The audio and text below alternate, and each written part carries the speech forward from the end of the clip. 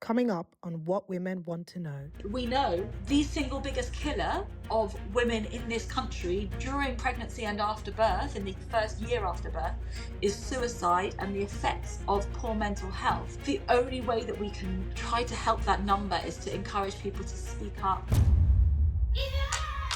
I'm your host, Dr. Adana, and this is What Women Want to Know, the show where we navigate the complex, fascinating, and sometimes intimidating world of women's health and well-being. Here, we create a safe, judgment-free space where no topics are off limits. We confront our fears, we embrace our vulnerabilities, and we find humor in the unexpected. Welcome to What Women Want to Know. Before we get into today's conversation, I want to personally thank every one of you that has been here since the beginning. And if you've just stumbled across the podcast, you are welcome to join this growing community. If you're watching on YouTube, please hit the subscribe button and don't forget to turn on the notification so that you know when a new episode is live, which is every Sunday at 6 p.m. GMT. If you're listening on Spotify or Apple Podcast, give us a follow, give us a review. Your comments actually help me to improve, but also it helps more women to find us. Today, we are getting real about pregnancy and childbirth. It's a journey that's filled with so many questions, so many myths, and sometimes a bit of anxiety, right? Well, it's time to clear the air. On the show today, we're diving into what really happens during pregnancy, tackling those myths head on, and dishing out some solid, science-backed truths. Think of this as your go-to chat for all things pregnancy, the good, the challenging, and everything in between. The goal is to make you feel more informed, confident, and ready for this incredible journey. Whether you're expecting, planning, or just curious, this conversation is all about getting you the answers you need in the most down-to-earth way possible. I'm thrilled to welcome to the show today Dr. Brooke Vandermolen, also known as the OBGYN mom. An NHS doctor specializing in obstetrics and gynecology, Dr. Vandermolen brings a wealth of experience from her clinical work and research in maternal medicine and high-risk pregnancy. Her commitment to educating and empowering women about their bodies, pregnancy, and birth choices makes her an ideal guide for today's discussion.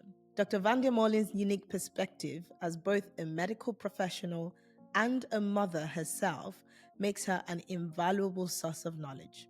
So, join us as we explore the wonders and challenges of pregnancy and childbirth with an expert who lives and breathes this subject professionally and personally. What women want to know.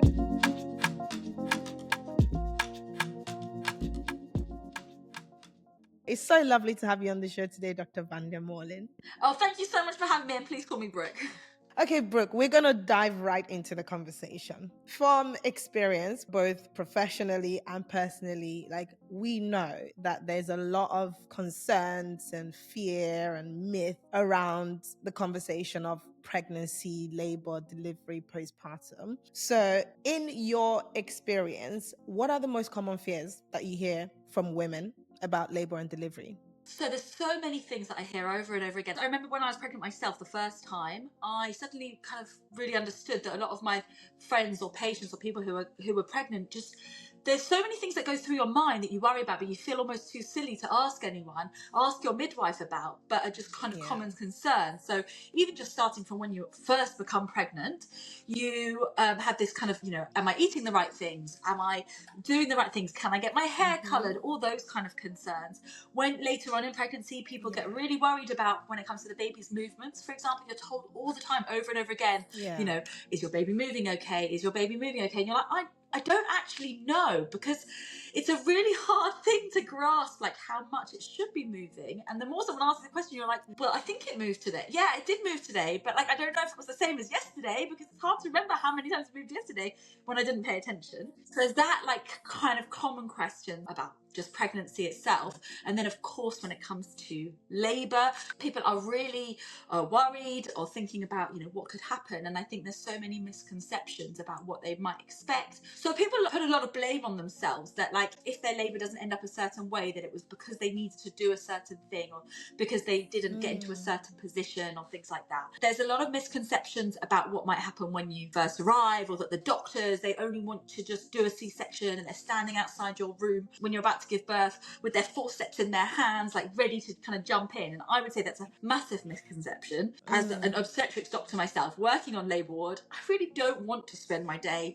all day going from cesarean to cesarean, or doing a lot of instrumental deliveries. It's really about being there to help in that moment that person needs something, doing the right thing by mum and baby. And I think there's a lot of kind of, maybe it's fueled a little bit by social media, that the doctors are the enemy, and if you just eat the right things and you move the right way, then everything will go perfectly to plan. And if it doesn't happen, that's because someone's intervened, or you've accepted an epidural when maybe if you hadn't accepted the epidural, it would have all been fine. And I think what we have to move away from is this kind of blame culture, making it look evil to do certain things. We are very lucky to live in the time that we live in, where there are so many kind of things that can make the birth experience more enjoyable, less painful if you want that, and also obviously a lot safer. And I love to kind of break down some of those misconceptions and some of those misunderstanding, and just demystify it, because it is a scary place to be. I'm hopefully going to be giving birth in the next couple of weeks, and I'm terrified. Even I've done it twice before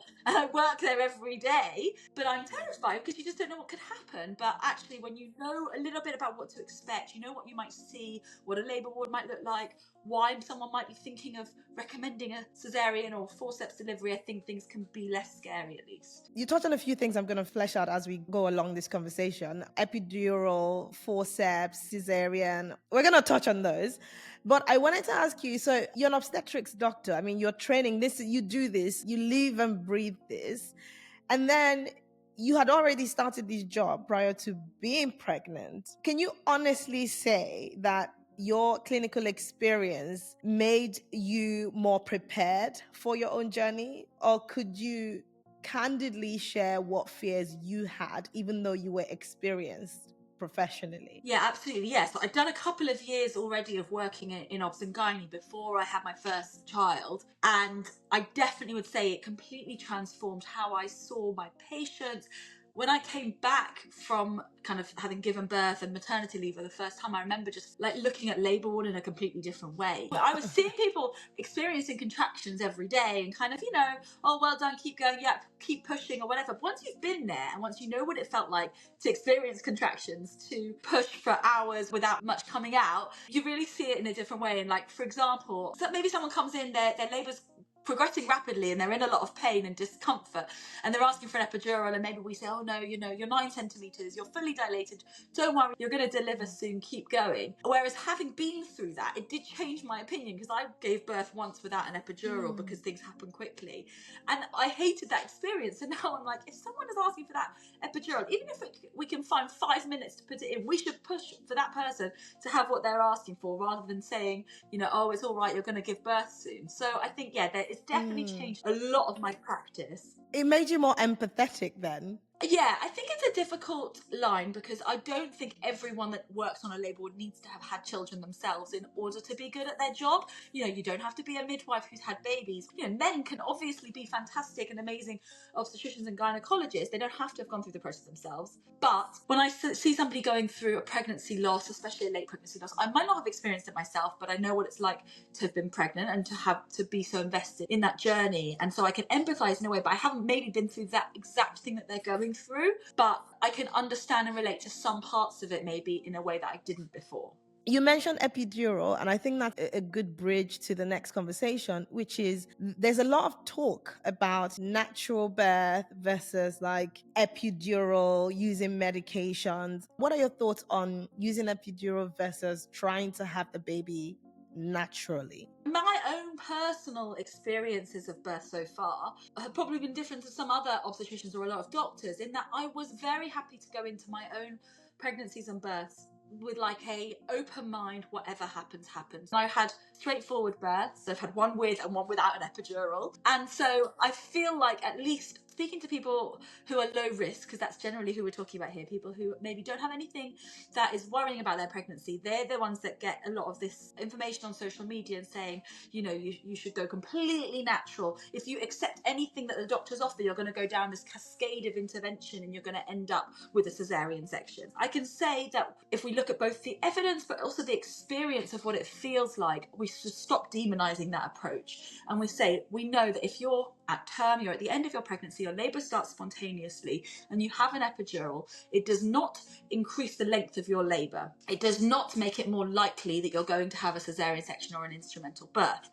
It can slightly increase the first part of the labor, but the actual overall process shouldn't increase in length, and it shouldn't make it any more likely that you're going to have an instrumental birth or a cesarean section. So that's just the evidence. That's from Cochrane reviews. But ultimately, we can think of the evidence and how it applies to millions of people, but you want to know what you as an individual wants to do. And what you have to say is, if you haven't been through this process, if you haven't been there before, it's better to walk in with an open mind. If it's really painful, why should you subject yourself to something that you're finding, you're about to meet your baby that you've waited for so long, and you're exhausted, and you might have been through 36 hours without sleeping.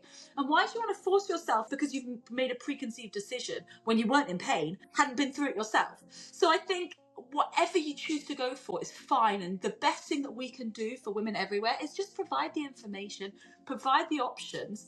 And great, if you want to go through it and you can hypnobirth, you can exercise, you can keep mobile, you can make your room really like dim lights and candles, and it's an amazing experience for you, and you don't need an epidural, great, that's fantastic for you, and that's the birth you wanted to have. But if you get to that place, you've dimmed the lights, you've played the music, but you're still like, I'm struggling here, this is harder than I thought it would be, there should be no like, oh, well, I said I wasn't going to have the epidural, so I'm not going to have it. And you find more and more a lot of women trying to either stick it out because they want to prove that they're strong, or because of the false information about what will happen when they take an epidural. So that, I can't even imagine whether you see that a lot. Oh yeah, we see it a lot. Part of the job that I, of course, enjoy is talking to people and explaining things, but often it makes a difficult situation when you're on a labour ward. Sometimes when, we're worried about baby or we're worried about mum, and we make, recommendation.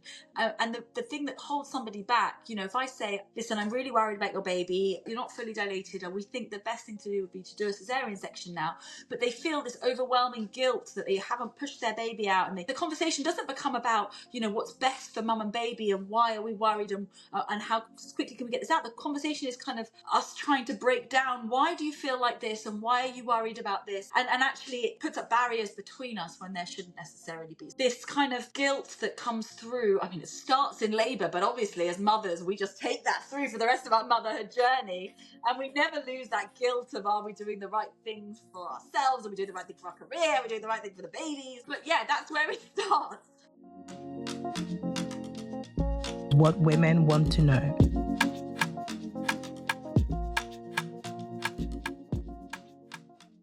Sharing very honestly, like a few family members got into my head. When I was pregnant the first time around, I had a family member say to me, without obviously knowing what sort of labor and delivery process that I would go through, the conversation was around women who choose to have C-section electively, or women who just have C-sections. It wasn't even considered whether it was elective or an emergency, but really their opinion was, do you even really consider yourself to have gone through childbirth if you've not pushed the baby through your birth canal? And I honestly held on to that statement, so much so that when I went through my own process, 27 hours in labor, still no sign of baby, all I was thinking to myself is, I really want to push the baby through my birth canal. I really want to push my baby. Like, regardless of the complication, regardless that, his fetal heart rate was going down, regardless of the advice, I just held on to, I really don't want to be a disappointment. I don't want any epidural, and I don't want to end up in a section. I mean, two things that ended up happening to me because of the process. So you're right. Unfortunately, there's a lot of these conversations that happen that really puts us in this position of fear, or make us very certain about our decisions without even being in that process. How do you make a decision so important about something before you even get there? And then you're in that position and still holding on to things that you made when everything was fine. It's really crazy. I want to talk about your own personal experience through childbirth, through labor and delivery.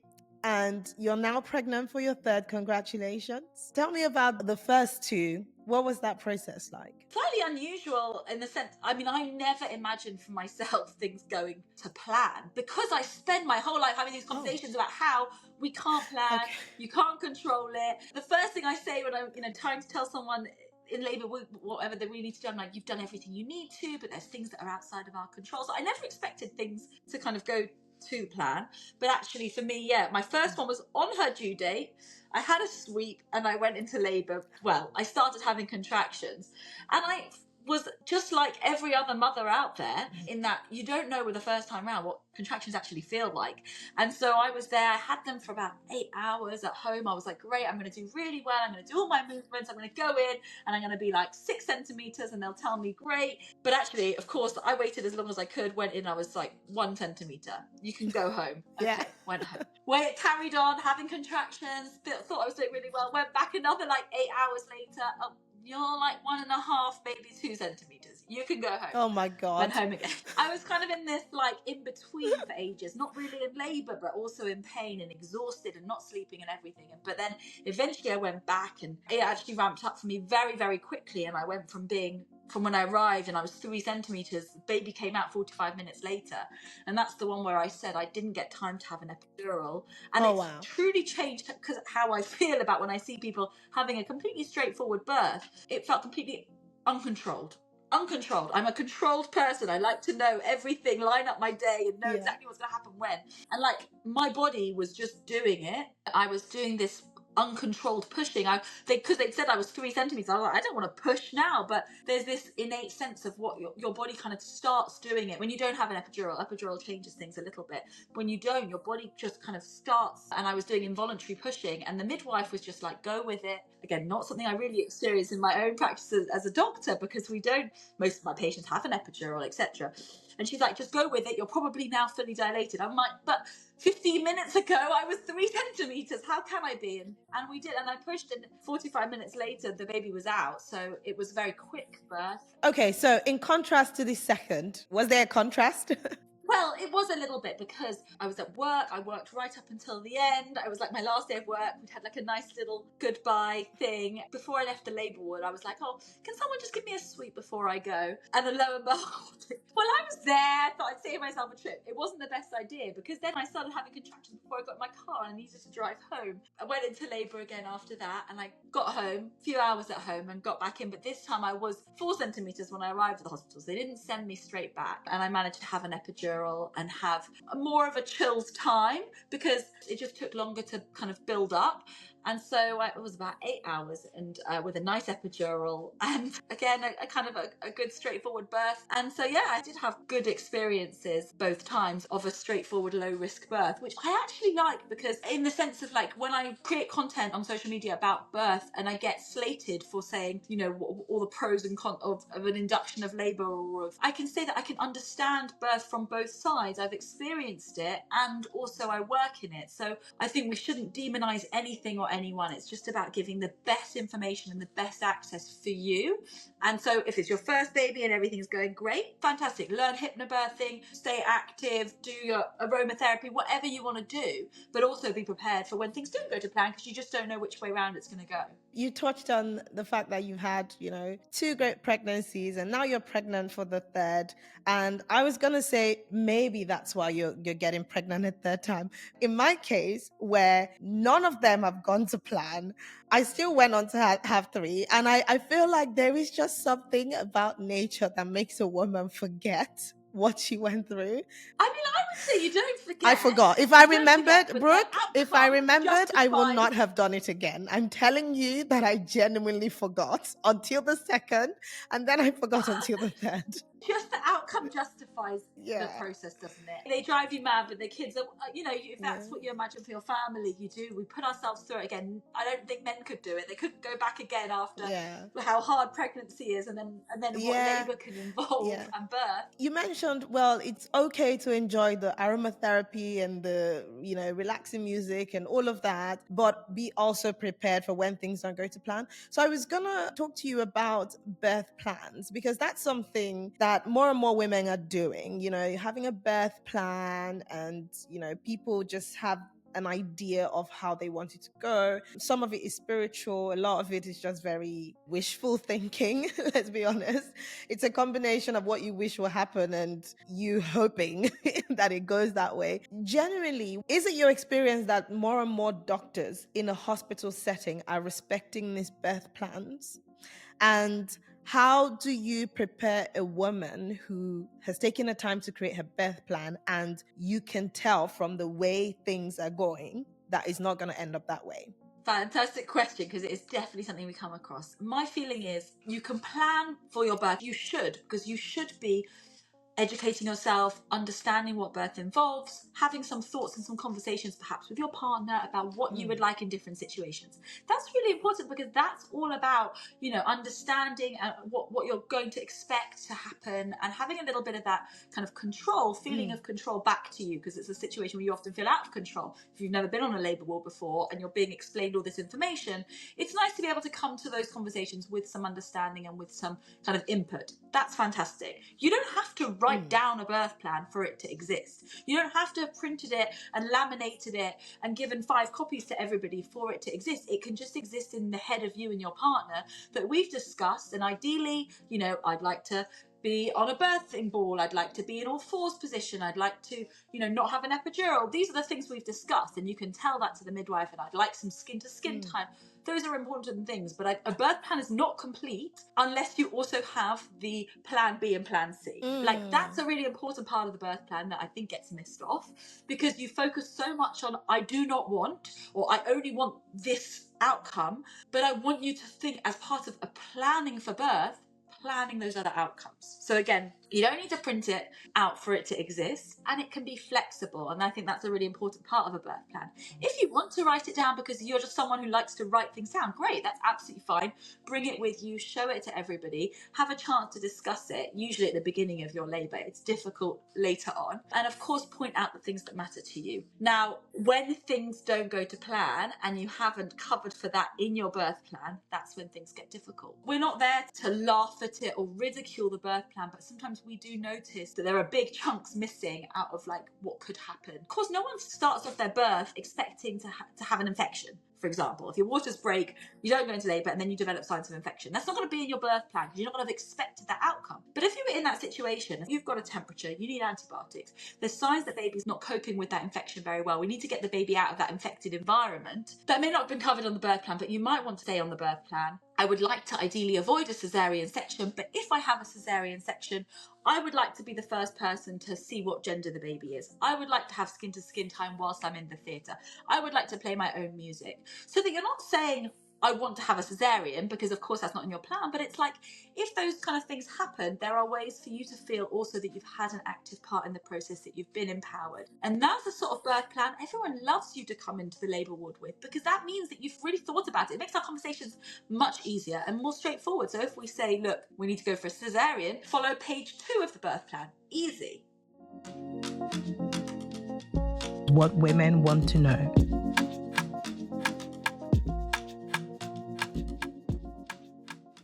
Brooke, I think you've really, really touched on a very important point, because I attempted to have a birth plan. I mean, I think at some point during the pregnancy journey, I was just like, you know what, I'm just leaving this. I just want this baby out and I'll be fine.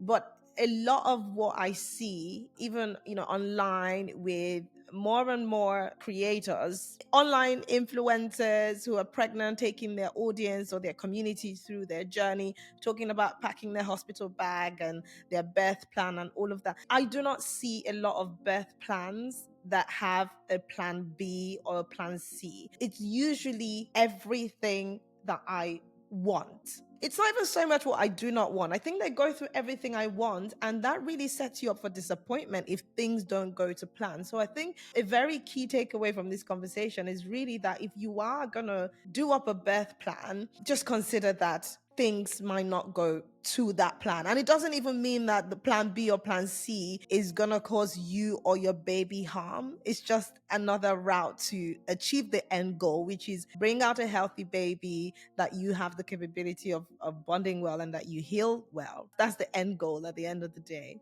Exactly. That's the end goal, and that you can be involved and have that other process also be a positive experience. You don't have to be disappointed that you ended up with plan B or plan C because it wasn't in your control, and you will have done everything you can. And this is how my conversations go on the lip. You've done everything you can we've done everything we can up to this point. This is where we are. You know, the next step should be this, and what would you like? And we can offer you choices in that situation as well. So it doesn't have to be just like the unwanted option. It can also be a positive experience. Okay, let's talk about VBAC, vaginal birth after cesarean. My first pregnancy experience, again, I just thought all going well.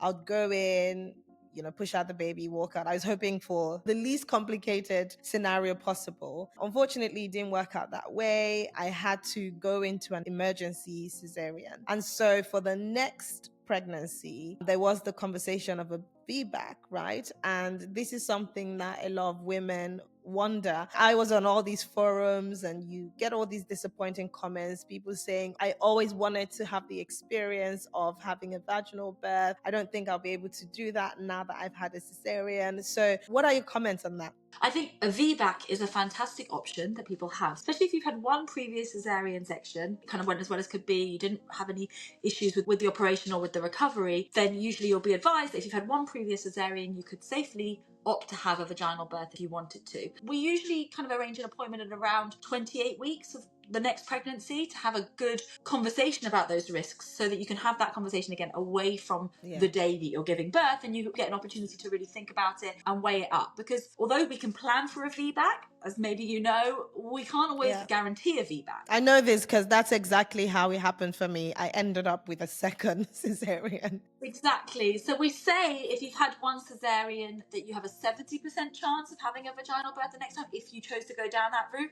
But for some people that chance is actually higher. For example, if they've also had a vaginal birth in the past, it's probably 90%. If they had a very slow, got to 3 centimeters first labour that ended up with a cesarean, their chance is probably more like 40%. So there's a big range within that, but we say around 70%. So essentially, you may still end up with a cesarean. How do you feel about having that risk still there? There's a risk of your uterus opening during the labour process itself, called uterine rupture.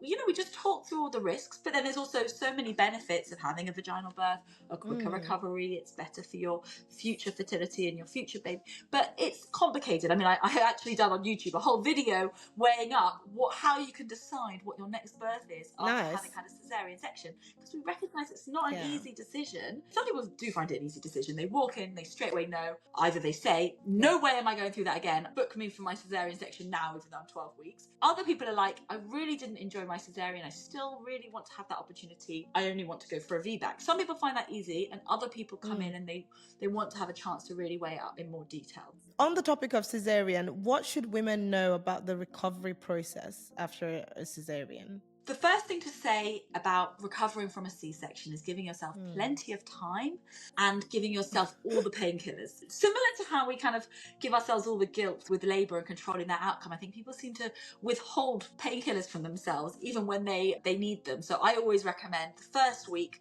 have painkillers at least 4 times a day when you've had a cesarean section. And then for the second week, you might want to choose to have them less than that, or just as and when you feel that you need them. Or you continue to take them regularly, even if your pain is well controlled, because that allows you to even just get out of bed and mobilise a little bit. So being liberal with the painkillers that you've been given, obviously within the realms of what's safe. Giving yourself plenty of time when you need to go to the toilet for the first time. That can be uncomfortable. So drinking loads of fluid, staying really well hydrated initially after the cesarean section. And then when you do go to the toilet, not trying to rush, not trying to push, force, and just giving yourself that time. And if you need to, using gravity again, walking around, using gravity, helping everything come down so that you don't have to kind of force yourself and push too hard. When you look after a wound, you want to keep wounds generally clean and dry. So if you've got a bit of an overhang, completely normal after you've had a baby, but if you've got a bit of an overhang, sometimes that can get a bit of moisture in it, and that's not the best for wound healing. So you might need to put some gauze or something to keep that area dry. But otherwise, if you're at home lying down, just keep nothing on it, no dressings, just let the air get to your wound, is actually a really good way of helping it to heal. I don't recommend any of the products that you can buy that are all like wound healing and everything. You can use them once the wound's healed over, but when the wound is like still raw and red, don't use any of the arnica creams or any of these kind of aloe vera, whatever. Wait for that until it's already a healed scar. And of course, no heavy lifting so that your wound doesn't rupture. Listen, we know all the advice, but practically speaking, I could pull that off after my first child, because guess what? There was no other toddlers to be heavily lifted. Then I had the second section, and I tried not to the best of my ability. But when you have like a 2.5-year-old saying, mommy, carry me, and they're screaming, I mean, there is that additional guilt of, you don't have my attention, there's a new baby, you're trying to share the love. It just gets really complicated, doesn't it? Exactly. I think that's another thing that maybe going through the process yourself helps, is that you understand we can give this advice. Prescribe medications. I'm the worst at taking medication. I never remember to take anything. And, we expect everyone to remember to take something 3 times a day or whatever it is.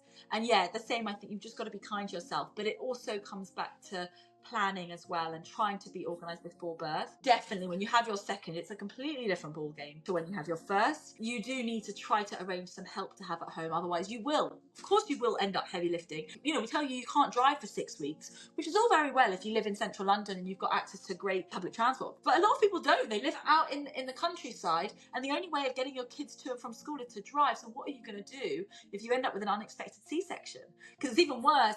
It's one thing if you know you're going to have a C-section, and that's easy to plan, but when you have one that you weren't expecting, and then suddenly you're home for 6 weeks and you've got to get your kids to school, and your partner goes back to work after 2 weeks and you're not supposed to drive, what do you do? It's really difficult.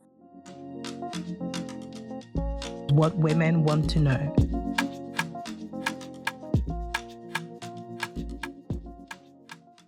Let's actually talk about support of partners and family members during pregnancy and the postpartum. And I say that because we know, of course, that the postpartum period, comes with its own agenda. And, postpartum blues or postpartum depression, that's something that is common. It's definitely more common than we think, and probably than we even know, because really the only ones we know about, in terms of our numbers of postpartum depression, postpartum anxiety, only comes from people that have actually seen someone for that. And a lot of people don't necessarily, because they could just accept this as part of birth. So there is a difference between postpartum blues, the baby blues, and postpartum depression, postpartum anxiety. So the main difference is just that the baby blues is a kind of normal phenomenon similar to PMS, where you have a big shift in your hormones after birth around days 3 to 5, and you can feel more tearful, that you kind of feel like you're supposed to be happy but you can't stop crying. It's that sort of very labile emotions that switch all the time. It should get better quite quickly within a few days after birth.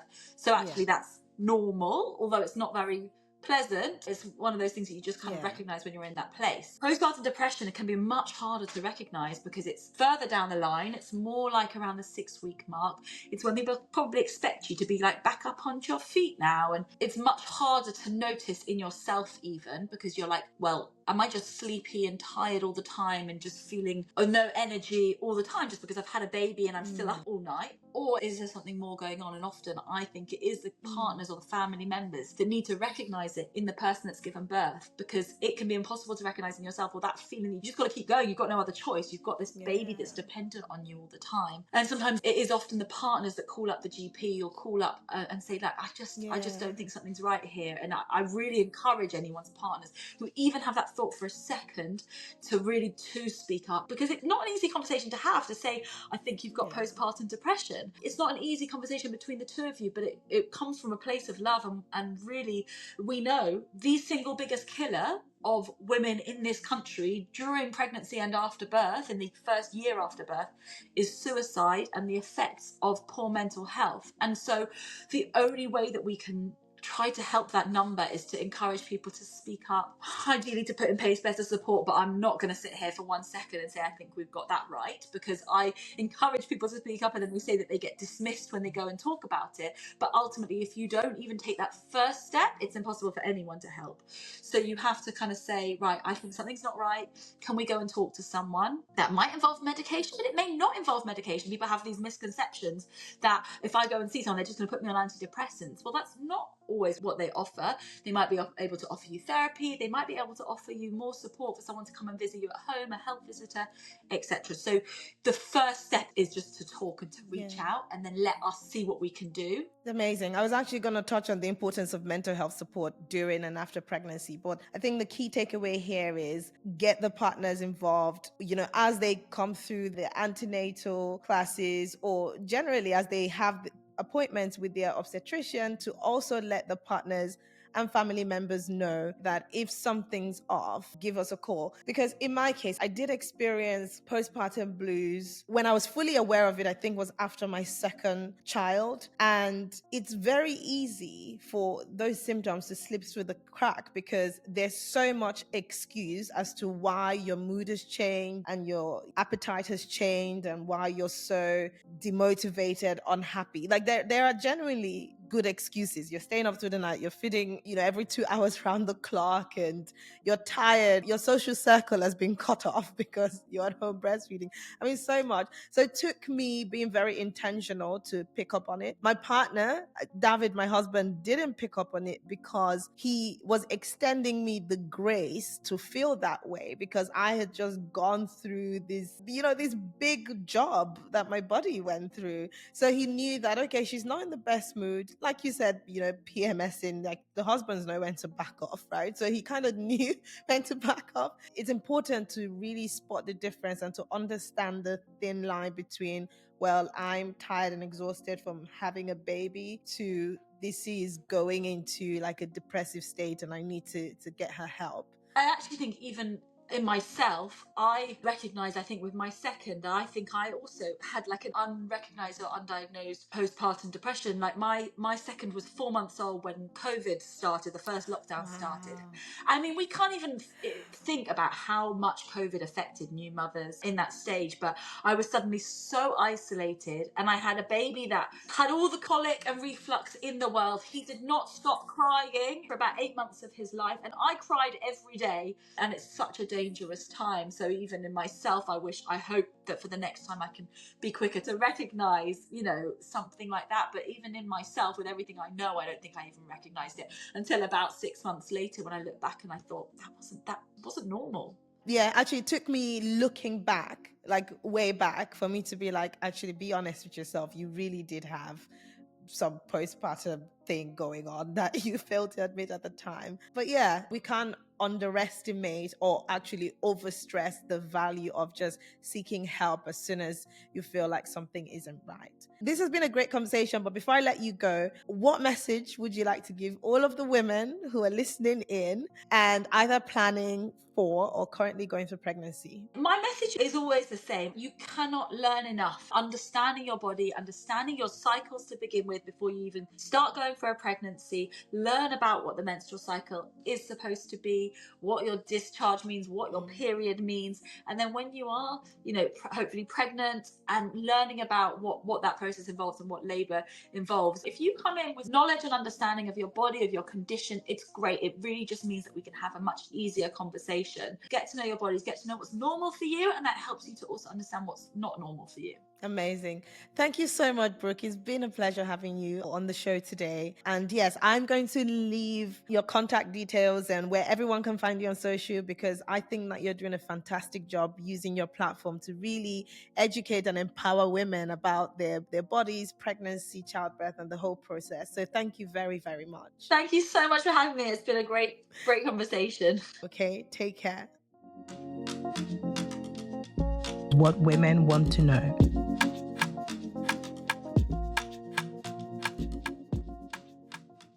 A big thank you again to Dr. Vandermolen for taking the time to share her knowledge with us. She's very experienced in this conversation, and she is currently pregnant with her third child. So I am so grateful that she took the time to join us and share a bit of her insights. I will leave all of her social media details below. If you're watching on YouTube, check the description bar so that you follow along. She empowers women on her platform by simplifying medical information around the topic of fertility, periods, childbirth, labor, pregnancy, and all that good stuff. Basically, everything that women want to know. A big thank you to you for tuning into the show today. If you're watching on YouTube, leave your comments. I love reading and responding to them. Let me know what you enjoyed about today's conversation and what topics you would love for me to unravel on the show. If you're listening as a podcast, please subscribe and leave us a review. Your feedback not only helps me improve, but it also helps other women to find us. And don't keep us a secret. Share what women want to know with your network, both men and women. That's our show for today. Remember, your health matters and it's okay to talk about it. Until next time, I'm Dr. Adana, and this is What Women Want to Know.